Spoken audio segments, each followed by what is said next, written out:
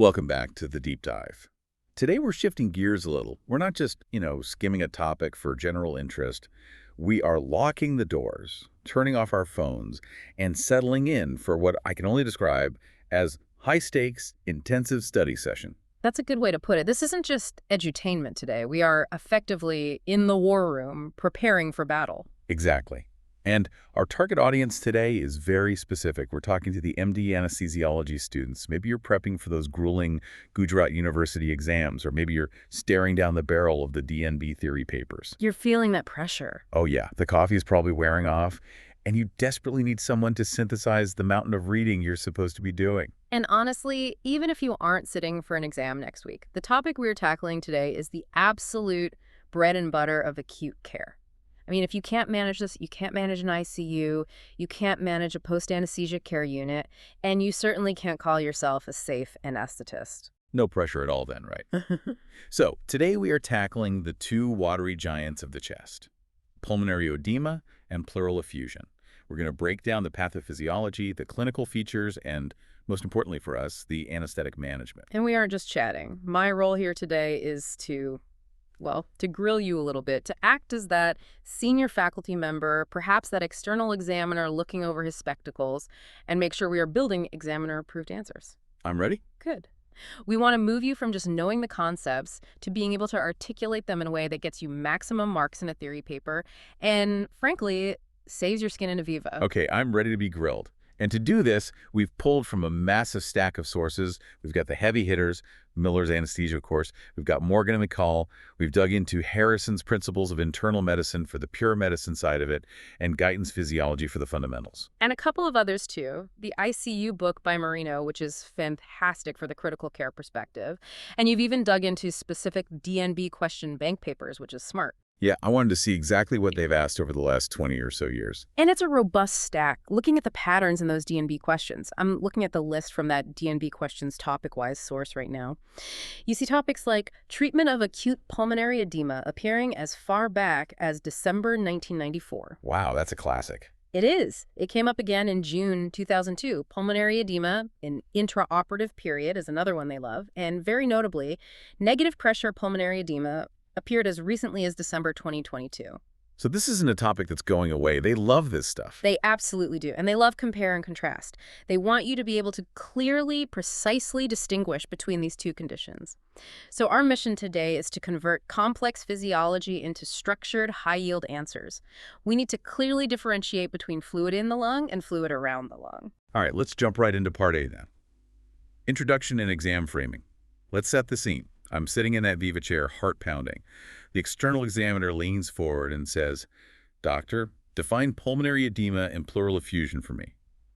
What is the precise one-line bulletproof definition I give him? You need to be crisp here, no waffling. For pulmonary edema, you say, it is an accumulation of excess fluid in the pulmonary interstitium and the alveoli due to extravasation from the pulmonary capillaries. Okay, interstitium and alveoli. Yes. The key words there are interstitium and alveoli. You have to mention both compartments. It shows you understand the progression of the disease process. Got it. Interstitium first, then it spills over into the alveoli. Yeah. So what about pleural effusion? For pleural effusion, the definition is the collection of fluid in the potential space between the parietal and visceral pleura. As Guyton puts it so well, it's essentially edema of the pleural cavity. And the key phrase there is potential space. Exactly, because normally there's almost nothing there. Just a few milliliters of lubricating fluid. Mentioning potential space shows you understand the normal anatomy. I really like that distinction. One is inside the lung tissue, the parenchyma, and the other is in the space outside it. So why is this distinction so critical for us in anesthesia? I mean, beyond just passing the exam. It comes down to two things, gas exchange and mechanics. And Miller and Morgan both hammer this home. Both conditions cause hypoxemia, right? But the mechanism is completely different. How so? With pulmonary edema, the alveoli themselves are flooded with fluid. Gas physically cannot get to the blood. It creates a true shunt. It's a diffusion barrier and a filling defect. So blood flows past a flooded alveolus and just doesn't get oxygenated. Precisely. A VQ mismatch of 0. Pleural effusion, on the other hand, is a space-occupying lesion. It acts from the outside in. It compresses the lung, causing what we call compressive atelectasis. It reduces the lung's compliance because the lung is physically squashed by the volume of fluid.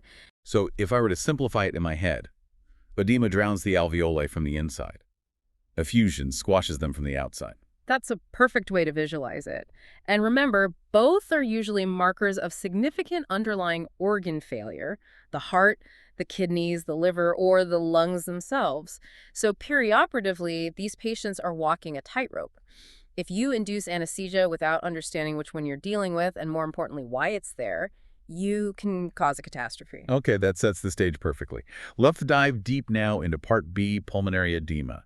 You've marked this section as absolutely essential. I'm guessing if you're writing a theory answer, you can't just list drugs. You need a robust classification system first. You absolutely must. And the most robust way to classify it, the way that shows the examiner you understand the fundamental physiology, is to base it on the Starling equation. Ah, the dreaded Starling equation. I feel like I memorized this in a first year of med school and then promptly tried to forget it. Well, let's bring it back, because Morgan uses it as the framework for everything. The equation is Q equals K multiplied by the difference between hydrostatic pressures minus sigma times the difference in oncotic pressure. Okay, let's unpack that before everyone's eyes glaze over. What does that actually mean in plain English? It looks scary, I know, but it's just a balance of forces, a push and a pull. You have hydrostatic pressure, the PC, in the equation, in the capillary. Think of it as water pressure in a hose. It's pushing fluid out of the vessel. The push force. Exactly. And then you have oncotic pressure, the picere, which is mostly from plasma proteins like albumin. This is the pull force. It acts like a sponge, pulling fluid and holding it inside the vessel. Push versus pull. Okay, I'm with you. Normally, the pull is strong enough to keep the fluid in, but when this balance is disrupted, you get edema. So based on this simple principle, we classify pulmonary edema into two main buckets. Bucket one. Bucket one is cardiogenic or hemodynamic edema. This is where the hydrostatic pressure, the PC, is just too high. The capillary wall, the barrier, is perfectly intact. The hose is fine, but the water pressure inside is just too high, so it starts to spray out. That makes perfect sense. Yes. This is your classic left heart failure, your mitral stenosis, maybe just gross fluid overload from an IV drip. Precisely. Bucket two is non-cardiogenic or permeability edema. Here, the hydrostatic pressure might be completely normal. The problem is the barrier itself. The hose has holes in it. Ah, so the capillary membrane is damaged. Exactly. The K factor in the equation, the filtration coefficient, is massively increased. This is your ARDS, your sepsis, your toxin inhalation, your major trauma.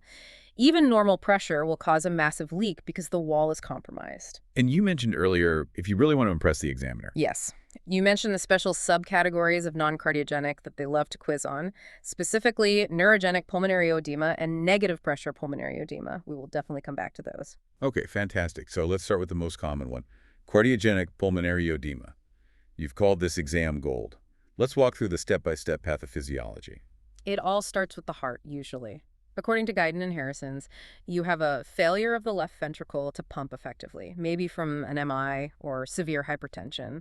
Or you have a valvular disease like mitral stenosis that obstructs outflow from the left atrium. So the left side of the heart isn't moving blood forward. Correct. This raises the pressure at the end of diastole in the left ventricle, the LVEDP. That pressure then backs up into the left atrium. And here's the key anatomical point. There are no valves between the pulmonary veins and the left atrium. Oh, right. So there's nothing to stop that back pressure. Nothing at all. That high pressure is transmitted directly backward into the pulmonary veins and then into the pulmonary capillaries. It's like a traffic jam backing up from a closed-off city center all the way down the motorway. And that's what jacks up the PC, the hydrostatic pressure, in the Starling equation. That's exactly it. Now here is a fascinating detail from Guyton that is brilliant for Aviva. Guyton describes what he calls a safety factor. Safety factor. Yes. Normally, the pulmonary capillary pressure is very low, around 7 mmHg. But the plasma colloid osmotic pressure, that pull force holding fluid in, is about 28 mmHg. So you have a huge buffer there, a 21 mmHg difference. A huge buffer. Guyton calls this the acute safety factor against pulmonary edema. The capillary pressure has to rise all the way from its normal of 7 mmHg past that 28 mmHg threshold before you get frank alveolar flooding. So what happens in between when the pressure is, say, 20 mmHg? Initially, the lymphatic system in the lungs ramps up its activity. It's like a sump pump in a basement. It can handle a small leak. It drains the excess interstitial fluid and returns it to the circulation. But once you cross that 28 mmHg threshold, the safety factor is breached. The sump pump is overwhelmed, and the dams break. And what happens structurally in the lung when that dam breaks? Think about what I'd see on a pathology slide. The one PDF source in our stack describes this morphology beautifully. First, you get fluid accumulating in the interstitium. It forms these characteristic cuffs around the bronchioles and the blood vessels. You can see this on a high-res CT. This is the interstitial phase. So the patient might just have a bit of a dry cough at this point. Exactly. They might be a bit breathless on exertion. Then, as the pressure continues to rise, the fluid breaches the tight junctions of the alveolar epithelium and floods into the air sacs themselves. This is the alveolar flooding phase. This is when the patient is gasping for air and coughing up that pink, frothy sputum. And what about those heart failure cells? I remember that term. Yes, that's a sign of chronic congestion. In chronic heart failure, you get small hemorrhages into the alveoli. The alveolar macrophages come in and gobble up the red blood cells. They get loaded with hemosiderin, which is an iron storage complex. So these hemosiderin-laden macrophages are called heart failure cells. Mentioning them in a theory answer shows you've connected the physiology to the pathology. That's a great tip. Okay, so that's cardiogenic. Pressure's the villain. Now let's switch to non-cardiogenic pulmonary edema. Here, the villain is injury. As Harrison's and the ICU book describe it, the primary problem is an injury to the endothelial or epithelial barrier of the alveolo-capillary membrane. This leads to a leak of protein-rich fluid into the alveoli, even at normal or low hydrostatic pressures. So this is an exudate, not a transudate. Exactly. The fluid is rich in protein because the membrane is so damaged, it's letting everything through. The classic example, of course, is ARDS, acute respiratory distress syndrome. And what are we seeing histologically in ARDS? The pathognomonic finding is diffuse alveolar damage, or DOD, and the defining feature of DID is the formation of hyaline membranes lining the alveoli. These are composed of necrotic cell debris and plasma proteins. They're a hallmark of severe lung injury. Okay. Now you mentioned those two special types of non-cardiogenic edema that examiners love. Let's start with negative pressure pulmonary edema, or NPPE. You called it a PACU nightmare. It is, and it's a favorite exam question because it is a purely iatrogenic anesthetic complication. Miller describes it perfectly. Picture this. You have a young, fit, muscular male, just finished a case, you extubate him. He's a bit light, maybe, and he bites down on the ETT as it's coming out, or he just goes into laryngeal spasms. So his glottis is slammed shut. Slammed shut, but his respiratory drive is coming back with a vengeance. He tries to take a massive, forceful breath in against that closed glottis. The unstoppable force meets the immovable object. Precisely. In doing so, he generates massively negative intrathoracic pressure. We're talking sometimes down to minus 50 or even minus 100 centimeters of water. This creates a powerful vacuum inside the chest. And that vacuum literally sucks fluid out of the capillaries. It literally pulls fluid out of the pulmonary capillaries and into the lung interstitium. But that's not all it does. That's only part one of a perfect storm. What's part two? Part two is hemodynamic. The profound negative pressure also dramatically increases venous return to the right heart. It sucks blood from the periphery into the chest, which overloads the pulmonary circulation. So you've got more blood going into the lungs. Yes. And part three is that the negative pressure also increases the afterload on the left ventricle. It makes it harder for the left heart to pump blood out of the chest. So you have a high volume coming in, a high resistance stopping it from leaving, and a powerful vacuum sucking fluid out of the vessels all at once. It's a perfect storm for pulmonary edema. It is. And the exam trap here is recognizing it. If you have a patient who had a difficult extubation or laryngospasm, and then 20 minutes later in the PCU, they start desaturating and coughing up pink frothy sputum, don't just jump to heart failure or fluid overload. The first thing on your differential must be NTPE. Got it. And what of the other special one, neurogenic pulmonary edema? That's usually seen in the context of a catastrophic central nervous system event, a severe head injury, a subarachnoid hemorrhage, status epilepticus. Morgan explains it as a massive, uncontrolled catecholamine storm. A sympathetic surge. A huge one. This massive sympathetic discharge causes profound systemic and pulmonary vasoconstriction. This effectively shifts a large volume of blood from the systemic circulation into the low-pressure pulmonary circuit. It's like turning a fire hose on a garden hose. So it's a pressure-related injury. It starts that way. The sheer hydrostatic force is so high that it causes mechanical injury to the capillary endothelium, leading to a secondary permeability leak. So it's a bit of a hybrid mechanism, a pressure injury that then becomes a permeability injury. Fascinating. Okay, let's move on to clinical features. This is another exam favorite. Let's paint the picture of the patient walking into the emergency room. Described in Harrison's and the Kaushik-Jothaneth source, the patient is in obvious distress. The cardinal symptom is dyspnea, severe shortness of breath. They will have orthopnea, meaning they cannot lie flat. Why is that? Because when you lie flat, gravity no longer pools blood in your legs and abdomen. You get an increase in venous return to the heart, which the failing left ventricle just can't handle. It immediately worsens the pulmonary congestion, so these patients will often be sitting bolt upright, sometimes using accessory muscles to breathe. And they might also report paroxysmal nocturnal dyspnea, or PND. Yes, waking up in the middle of the night, gasping for air. It's a similar mechanism. Fluid that's been in the legs during the day gets reabsorbed into the circulation at night when they're lying down, tipping the struggling heart over the edge. And of course, the Viva keyword for their sputum. Pink, frothy sputum. You must say that phrase. It indicates that the alveolar flooding is so severe that fluid is mixing with air, creating the froth, and red blood cells are leaking in, creating the pink color. It is a sign of severe advanced pulmonary edema. Yeah, what signs would I find on examination? You'll see tachypnea, tachycardia, often cyanosis around the lips. On auscultation of the chest, the hallmark finding is bilateral basal rales, or crackles. They sound like Velcro being torn apart. In severe cases, these crackles can extend all the way up to the apices of the lungs. And cardiovascular signs. You should look for signs of the underlying cause. If it's cardiogenic, you might hear an S3 gallop, which is a sign of a stiff, failing ventricle. You'll likely see a raised jugular venous pressure, the JVP. You might also find peripheral edema in the ankles. So we have a strong clinical suspicion. How do we confirm the diagnosis? What about radiology? The standard chest X-ray is the classic tool, and Harrison's has a great description of how to differentiate the two main types. For cardiogenic edema, you're looking for a constellation of findings. What are they? First, cardiomegaly, an enlarged cardiac silhouette. Second, curly B lines. These are short horizontal lines seen in the peripheries of the lower lung zones, and they represent fluid in the interlobular septa. Third, you get a classic perihellar bat swing, or butterfly distribution of the infiltrates.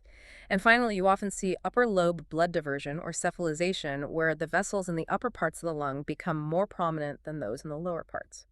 And how does that differ from non-cardiogenic edema on CXR? In non-cardiogenic edema, like ARDS, the heart size is usually normal. The infiltrates are often more patchy and diffuse rather than central, and you typically don't see pleural effusions or curly B lines. But as the expert in the room, you know that a chest X-ray is a bit old school. It can be slow and it involves radiation. We have to talk about ultrasound. Absolutely. Point-of-care ultrasound, or POCS, has revolutionized this. The lung UCG POCS source in our stack is very clear on this. Ultrasound at the bedside is faster, more sensitive, and more specific than a chest X-ray for diagnosing pulmonary edema. So what am I looking for on the ultrasound screen? You are looking for B lines. They're also called comet tail artifacts. These are discrete, laser-like vertical lines that arise from the pleural line and extend all the way to the bottom of the screen, erasing the normal A lines. And they move with lung sliding. And how many do you need to see? If you see 3 or more B lines in a single intercostal space, that's considered a positive scan for interstitial edema. If you see this pattern bilaterally and diffusely, what's called a B profile, that is highly suggestive of hemodynamic pulmonary edema. It's an incredibly powerful tool. And what about arterial blood gas changes? What will the ABG show? Initially, the patient is hypoxic and hyperventilating to compensate. So you'll see a low PO2, but also a low PHO2, leading to a respiratory alkalosis. Oh, that can change, right? Yes. As the patient gets tired and their respiratory muscles begin to fatigue, their ventilation will decrease. The PHO2 will start to rise, and they'll flip from a respiratory alkalosis into a life-threatening respiratory acidosis. A rising CO2 in a tired, tachypneic patient is a very ominous sign. It often means they need to be intubated. Okay, that's a fantastic overview. Let's move to the part that really matters for the MD exam. Part C, anesthetic management of pulmonary edema. I'm in the exam, I'm given a case scenario of acute pulmonary edema. How do I structure my management answer? You start with the general principles, and the mnemonic that everyone learns, adapted from sources like the ICU book and Harrison's, is LMNOP. LMNOP. Okay, let's break that down letter by letter. L. L is for Lasix, or furosemide, a loop diuretic. The goal is diuresis to reduce the total body fluid, and therefore reduce preload. But here is a nuance from the ICU book that will get you extra marks. Furosemide also has a direct venodilator effect that occurs before the diuresis even starts. Oh, that's interesting. It is. Within minutes of administration, it relaxes the capacitance vessels, pooling blood in the periphery. This reduces venous return to the heart and provides immediate relief even before the patient starts producing urine. That's a great Viva nugget. Venodilation precedes diuresis. Okay. M is for morphine. Now, you have to be careful here. Historically, morphine was a cornerstone of treatment. It reduces anxiety, which lowers sympathetic drive, and it's also a mild venodilator. However, modern guidelines are much more cautious because of its potential to cause respiratory depression, nausea, and hypertension. So in an exam, how should I phrase that? You should mention it, acknowledge its historical role, but add the caveat to be used with caution or titrated carefully in small doses, primarily if severe anxiety or chest pain from ischemia is present. Don't present it as a routine first-line drug anymore. Got it. N. N is for nitrates, specifically nitroglycerin. These are potent venodilators. They are excellent at reducing preload. If the patient's blood pressure can tolerate it, a nitrate infusion is a very effective way to offload the congested pulmonary circulation. Harrison's really emphasizes this. O is for oxygen. This one's obvious. You have to correct the hypoxemia. This might be via a non-rebreather mask, high-flow nasal cannula, or non-invasive ventilation. And finally, P is for position. Sit the patient up. A propped up, legs dangling position is critical. It uses gravity to decrease venous return from the lower body and also helps to improve lung mechanics. It allows the diaphragm to move more effectively and shift some of the fluid down to the lung bases, potentially improving VQ matching in the ARDSes. and the most important part, the expert framing here. You must always, always conclude your initial management plan with. And concurrently, I would aggressively seek and treat the underlying cause. The LMNOP mnemonic buys you time, but it doesn't fix a ruptured papillary muscle or a massive MI. You have to ask, is this ischemia? Is it a valvular emergency? Is it uncontrolled hypertension? Is it renal failure? The definitive treatment depends on that answer. Okay, now let's get really specific to our field. Intraoperative anesthetic considerations. Miller has a lot to say on this. And the first thing Miller says is this.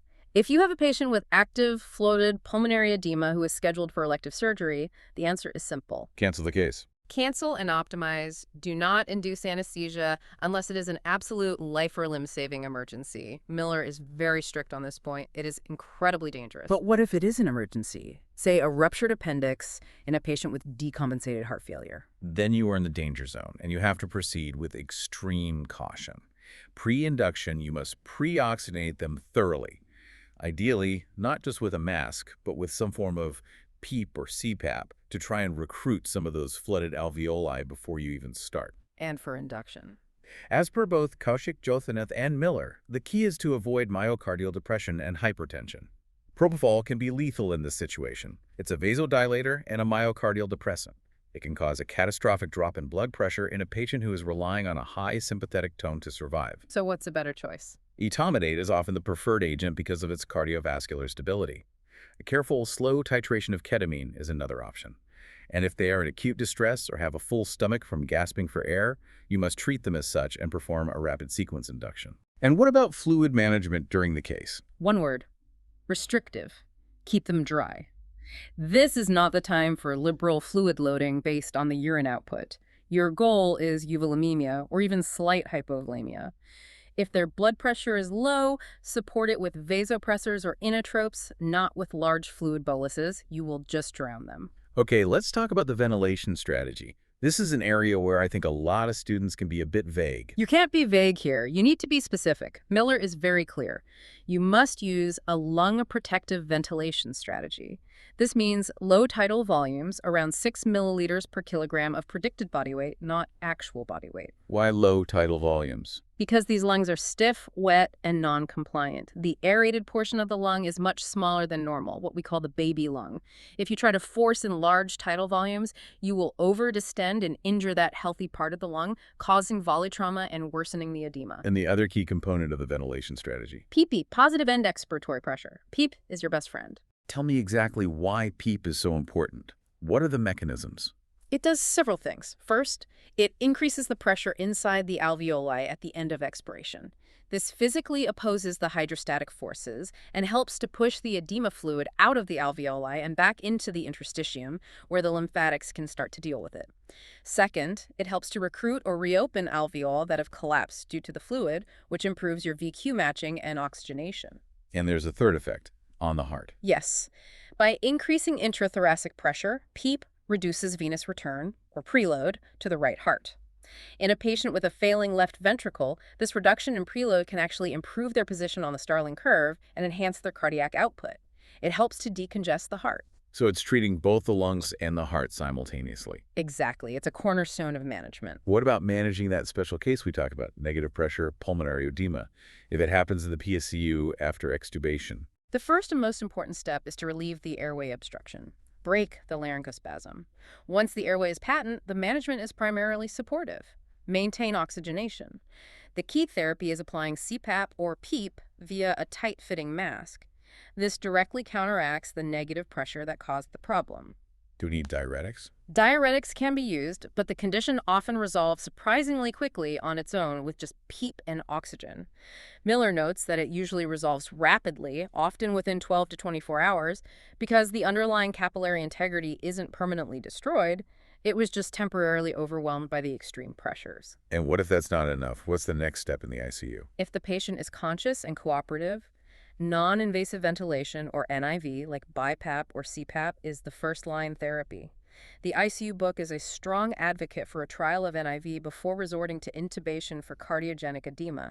It reduces the work of breathing, improves oxygenation, and provides that all-important PEEP, all without the risks of intubation and sedation. And how do we monitor their progress? Clinically, of course, but also with PSCOS, you can literally watch the lungs get better. You put the ultrasound probe on their chest and watch those B lines disappear as the lung dries out. It's a fantastic real-time tool to guide your diuresis and PEEP settings. That's fantastic. A really comprehensive look at pulmonary edema. Let's shift gears now and move to Part D, pleural effusion. This is also marked absolutely essential for the exam. Right, and remember our simple definition. Fluid in the potential space. It's outside the lung. And just like edema had its classification based on Starling forces, effusion has its own exam core classification. And you said earlier, you cannot pass a Viva on this topic without knowing Light's criteria. You absolutely cannot. You must memorize Light's criteria. It is the standard for differentiating between a transudate and an exudate, which is the most fundamental classification of pleural effusions. Okay, let's go through it slowly. This is from the Dr. Steve Bennington PDF in our source stack. An effusion is classified as an exudate if it meets just one of the following three criteria. 1. The ratio of pleural fluid protein to serum protein is greater than 0.5. Got it. Fluid protein over serum protein greater than 0.5. 2. The ratio of pleural fluid LDH to serum LDH is greater than 0.6. Okay, fluid LDH over serum LDH greater than 0.6. And 3, the pleural fluid LDH level is greater than 2/3 of the upper limit of the normal range for serum LDH. That one's a bit more wordy. It is, but it's important. So protein ratio over 0.5, LDH ratio over 0.6, or LDH level over 2/3 the upper limit of normal. If any one of those is true, it's an exudate. If none are true, it's a transudate. And what is the clinical significance of that distinction? It's huge. A transudate implies a systemic problem. The pleura itself is healthy, but there's an imbalance in hydrostatic or oncotic pressures in the whole body. Think heart failure, cirrhosis with low albumin, or nephrotic syndrome where you're losing protein in the urine. So that's a push or lack of pull problem. Exactly. An exudate implies a local problem. The pleura itself is diseased or inflamed.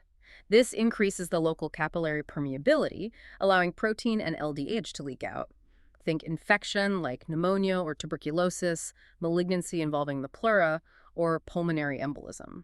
So transudate is systemic, exudate is local. That's a great way to think about it. Let's touch on the pathophysiology from Guyton. How does that fluid actually build up? Well, normally there's a very small amount of fluid in the pleural space for lubrication. This fluid is constantly being produced by the capillaries in the parietal pleura and absorbed by lymphatics, mainly through small pores or stomata, also in the parietal pleura, and effusion happens when this balance is upset. So either too much production or not enough drainage. Precisely. You can get too much production from a few mechanisms. One, cardiac failure, where high systemic and pulmonary capillary pressures cause increased transudation of fluid. Two, reduced plasma colloid osmotic pressure, as we mentioned, like in nephrotic syndrome, which the 1.pdf source highlights. There's not enough albumin to hold the fluid in the vessels. Three, infection or inflammation increasing the local capillary permeability, leading to an exudate.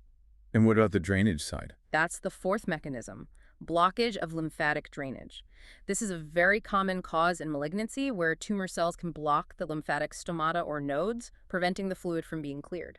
Got it. And clinically, how does this present differently from edema on physical exam? The main symptom is often the same, dyspnea. But the physical exam findings are very distinct, and this is a classic exam station. The descriptions in Harrison's and Dust Manual are perfect for this. Okay, let's go through the 4 steps of a respiratory exam. Inspection. On inspection, you may see reduced chest movement on the affected side. The patient is splinting because of pain, or the lung is just physically unable to expand. Palpation. On palpation, you'll find reduced vocal fremitus. The vibration from the patient saying 99 doesn't travel well through fluid. You might also feel the trachea being deviated away from the side of a very large, massive effusion. Percussion. This is the big one, right? This is the key. The percussion note over a pleural effusion is described with a classic Viva phrase, stony dullness.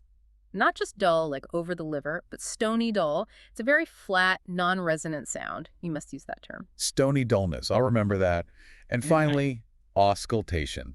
On auscultation, you'll hear decreased or completely absent breath sounds over the area of the effusion. Again, sound doesn't travel well through the fluid, but here's a subtle finding.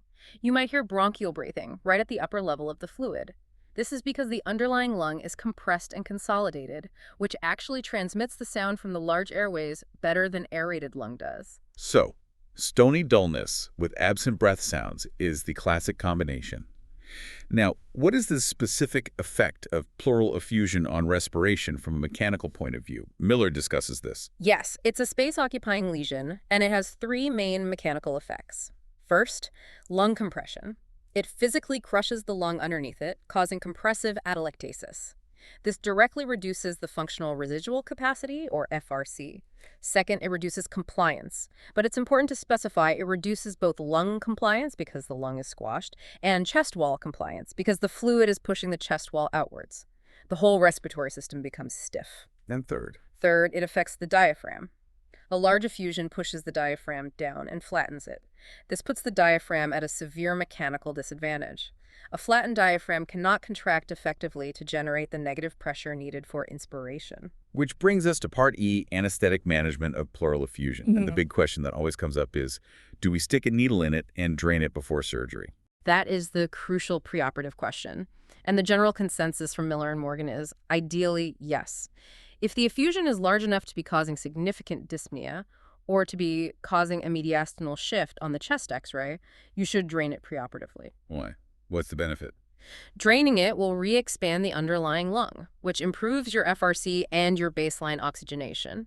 It will also improve the respiratory mechanics and compliance, which will make it much easier to ventilate the patient intraoperatively. But there's a major risk, right? You can't just drain it all out as fast as possible. Absolutely not. The huge risk you have to mention in an exam is re-expansion pulmonary edema, or RPE. What exactly is that? If you drain a large volume of fluid, especially if it's drained too quickly, or if the lung has been collapsed for a long time under a chronic effusion, the sudden re-expansion can cause a form of acute lung injury in that lung. What's the mechanism? It's thought to be a combination of factors. A type of reperfusion injury to the previously collapsed and ischemic lung tissue, as well as mechanical stress on the capillaries leading to increased permeability. The result is that the newly re-expanded lung can rapidly fill up with edema fluid. So you've traded one problem for another. Exactly. And RPE can be fatal. The general rule of thumb to prevent it is to not drain more than about 1.0 to 1.5 liters at any one time. And you should stop the procedure immediately if the patient starts coughing excessively, has chest pain, or becomes hypoxemic. Okay, so that's pre-op. Intraoperatively, what are our main concerns if we're dealing with an undrained effusion? Positioning becomes very tricky. Let's say you have a patient with a large right-sided pleural effusion, and you need to put them in the left lateral decubitus position for surgery. So good lung down. Normally, good lung down is the rule to optimize VQ matching. But in this case, the weight of the massive effusion on the right side can push on the mediastinum, compressing the heart and great vessels, and also potentially compressing the good dependent lung from above. This can lead to profound hypoxia and hypotension. So it's a real balancing act. It is. You have to be extremely vigilant, and for ventilation, you have to expect high peak airway pressures because the compliance of the system is so low, you may need to accept a lower tidal volume or higher driving pressures than you normally would. What about PEEP in this situation? Use PEEP cautiously. In theory, it can help recruit the atelectatic lung. But if the lung is trapped by a fibrinous peel, the PEEP might just increase the pressure in the pleural space without actually expanding the lung, and it could worsen the hemodynamic compromise by reducing venous return further. And what about nitrous oxide? Yeah. Miller mentions this as a specific consideration. It's a bit of a debate. A pleural effusion is fluid, not air, so it won't expand with nitrous oxide the way a pneumothorax would. However, the bigger concern with N2O is that it can increase pulmonary vascular resistance, the PVR. Many patients with chronic pleural effusions have underlying lung disease and may have some degree of core pulmonale or pulmonary hypertension. In those patients, N2O is best avoided. And post-up, what are the main things we're watching for? You're watching for reaccumulation of the fluid, especially if the underlying cause hasn't been treated. And again, if the effusion was drained intra-op, you must be vigilant for the signs of re-expansion pulmonary edema, which can sometimes be delayed by a few hours. That would be sudden hypotension, hypoxia, and frothy sputum. And pain control. Pain control is vital. Pleuritic chest pain can be severe, and it prevents the patient from coughing and clearing secretions effectively. This puts them at high risk for developing a post-operative pneumonia. Good regional analgesia, like an epidural or a paravertebral block, can be invaluable here. Okay, fantastic. We've covered both entities in detail. Now let's move to Part F, comparison and differentiation. You've called this very high yield. Examiners absolutely love to ask you to compare and contrast. So let's build that mental table for the exam. I'll give you the category. You give me edema versus effusion. Let's do it. This is a crucial section. Okay, first and most basic, location. Edema is fluid inside the lung parenchyma and the alveoli. Effusion is fluid outside the lung in the pleural space. Pathophysiology, the core mechanism. Edema is a problem of the alveolar capillary membrane. It's about starling forces across the capillary, leading to a leak into the lung tissue itself. Effusion is a problem of the pleural membrane and its lymphatics. It's about an imbalance between pleural fluid formation and drainage. Clinical examination, auscultation. For edema, the key finding is crackles, or rales. For effusion, the key finding is decreased or absent breath sounds. In percussion. You don't really percuss for edema. For effusion, the classic sign is stony dullness. Okay. Chest X-ray appearance. Edema gives you diffuse infiltrates, often in a bat's wing pattern, with curly B lines and cephalization. Effusion gives you a blunted costophrenic angle, a meniscus sign, or complete whiteout of one hemithorax, often with a contralateral mediastinal shift. Let's do the modern version, ultrasound. Edema gives you B lines, those vertical comet tail artifacts. Effusion gives you an anechoic or black space between the parietal and visceral pleura. You might see the lung flapping within the fluid, which is the sinusoid sign. What about the primary effect on lung mechanics? Edema makes the lungs stiff and wet, causing a profound shunt and VQ mismatch. It primarily reduces lung compliance. Effusion is a space-occupying lesion that causes compressive atelectasis and primarily reduces FRC and chest wall compliance. And the primary immediate management goal? For acute cardiogenic edema, the goal is to reduce preload and afterload with diuretics and vasodilators, and to support oxygenation with PEEP. For a large symptomatic effusion, the primary goal is mechanical removal of the fluid via thoracentesis. Perfect. That table alone has to be worth 5 marks in a theory paper. Now let's move to the final stretch, Part G, exam integration. We need to talk about common exam questions and viva traps. What are the common mistakes that knock a student from a pass to a fail? Okay, trap number 1, confusing flash pulmonary edema with ARDS. A student sees a whiteout chest x-ray and immediately says ARDS, but you have to look at the whole clinical picture. Look at the heart. Is there a history of heart failure? Is the JVP raised? Is the BNP elevated? The management is very different. If you have a Swan-Ganz catheter, the PA occlusion pressure or wedge pressure is the key. Greater than 18 mmHg strongly suggests a cardiogenic or hydrostatic cause. Less than 18 suggests a permeability problem like ARDS. Good distinction. Trap number 2. Ignoring the cause. I see this all the time. A student just parrots, give Lasix. If you are in Aviva, the answer is not give Lasix. The answer is my immediate management would involve oxygen, positioning, and nitrates. But my priority would be to assess the patient to determine the underlying cause. Is this fluid overload from renal failure, or is it acute mitral regurgitation from a ruptured papillary muscle? The examiner wants to see you thinking, not just reciting a drug list. And trap number 3. Missing negative pressure, pulmonary edema in a post-op stridor case scenario. If they give you a case of a young, fit man who had a difficult extubation with some stridor and is now hypoxic and coughing up pink froth in the PCU, and your first answer is maybe he aspirated or maybe he has pneumonia, you will fail. The answer they are looking for is NPPE. It's a classic anesthesia-related complication. What about diagrams? If I'm in the theory exam and I want to get extra marks, what should I draw? Visuals are fantastic. 3 simple diagrams will elevate your answer. First, the Starling curve. Draw cardiac output on the y-axis and left ventricular end diastolic pressure on the x-axis. Show the normal curve. Then draw a flattened curve below it to represent heart failure. Then show how diuretics and venodilators shift the patient to a better, safer spot on that flattened curve by reducing the LV-EDP. What's the second diagram? Starling forces diagram. Just draw a simple capillary, draw arrows showing hydrostatic pressure pushing fluid out and oncotic pressure pulling fluid in. Then you can annotate it to show how that balance is disrupted in both high pressure and high permeability edema. And for effusion? For effusion, you could draw a simple schematic of the chest showing the lung, the visceral and parietal pleura, and the fluid accumulating in the space. You could also just write out the lights criteria in a clear, neat table. That also counts as a visual aid. And the overall structure for a 10 or 20 marker question? You need a logical flow. Start with your definition, the precise one-liners we discussed. Then move to etiology and classification, cardiogenic versus non-cardiogenic, transudate versus exudate. Then pathophysiology, talk about Starling forces and the specific mechanisms. Then clinical feature symptoms, signs, radiology, ultrasound. And finally, the biggest section, anesthetic management. Break it down into preoperative, intraoperative, and postoperative considerations. If you stick to that structure, you will produce a comprehensive and high-scoring answer. Okay, let's wrap this entire deep dive up with a summary and exam conclusion. Give us the high-yield bullet point recap, the 15 or 20 things I need to have on the tip of my tongue. All right, rapid fire. 1. Pulmonary edema is fluid in the alveoli, causing a shunt. 2. Pleural effusion is fluid around the lung, causing compression. 3. Edema classification is cardiogenic for high pressure, non-cardiogenic for high permeability.